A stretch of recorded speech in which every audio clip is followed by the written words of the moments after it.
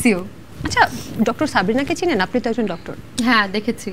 তাকে ডাক্তার হিসেবে আপনার কেমন লাগে, বা মানুষ হিসেবে কেমন লাগে? দেখতে বেশ সুন্দরী উনি। তাকে কি কোয়েশ্চেন করতেন? এরপরে কি রান্না করবেন উনি, ফেসবুকে রেসিপি জিজ্ঞেস করতাম। রিয়াজ ভাইয়াকে কি কোয়েশ্চেন করতেন? এত কান্না করেন কেন ভাইয়া? উনি তো হাসেও। উনি ম্যাক্সিমাম সময় ইমোশনাল হয়ে কান্না করে দেন। আচ্ছা, ফেরদৌস?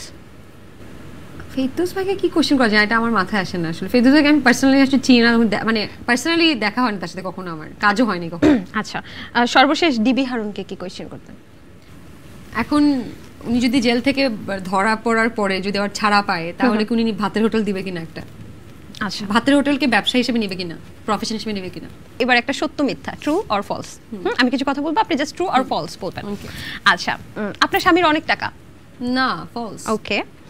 মিডিয়ার কাউকে থাপ্পড় মেরেছেন? অন স্ক্রিনে মেরেছে, অফ স্ক্রিনে না। শুটিং সেটের ব্রেকে আপনি শুধু খান আর খান, মানুষেরটাও না নিয়ে খান? মানুষেরটা না, অনেক খাই। কিন্তু আপনি মানে ডায়েট মেইনটেইন করেন কিভাবে তাহলে? কই, আমি তো গুল্লু গাল্লুই হয়ে গেছি। আচ্ছা, খুব একটা মেইনটেইন করি না। আপনি বিবাহ পরবর্তী যে হানিমুনে গিয়েছেন, তখন সব টাকা আপনার ব্যয় ছিল? আপনার থেকে সব টাকা ব্যয় করা হয়েছে? ম্যাক্সিমামই, বাট হি কন্ট্রিবিউটেড অলসো। ওকে। মিডিয়ার মেয়েদের অনেক সুগার ড্যাডি থাকে, এটা কি ট্রু নাকি ফলস? হ্যাঁ, হ্যাঁ হয়তো। হয়তো। আচ্ছা, মানে ট্রু নাকি ফলস? অনেক ধনী বয়ফ্রেন্ড থাকে, বাট সেটা কি সুগার ড্যাডি কিনা আমি জানি না। ওকে। প্রেম ভালোবাসার ক্ষেত্রে আপনি অনেক পজিটিভ, এটা তো বলেছেন, ট্রু? ট্রু। মেডিকেলে আপনি পড়েছেন কম, প্রেম করেছেন বেশি? না, মেডিকেলে থাকতে আমি সারাদিনই পড়ালেখা করতাম, সারাদিনই পড়ালেখা করতাম। I was like a nerd student একদম। নায়িকাদের বা নায়িকা হতে হলে পলিটিক্যাল বয়ফ্রেন্ড মেনটেন করতে হয়?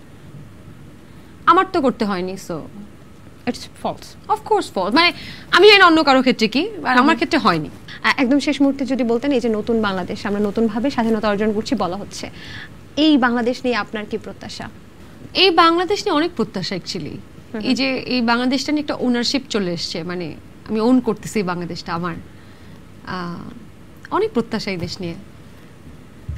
এই দেশে আমরা সবাই স্বাধীনভাবে কথা বলতে পারবো, দেশটার কোনো দুর্নীতি থাকবে না,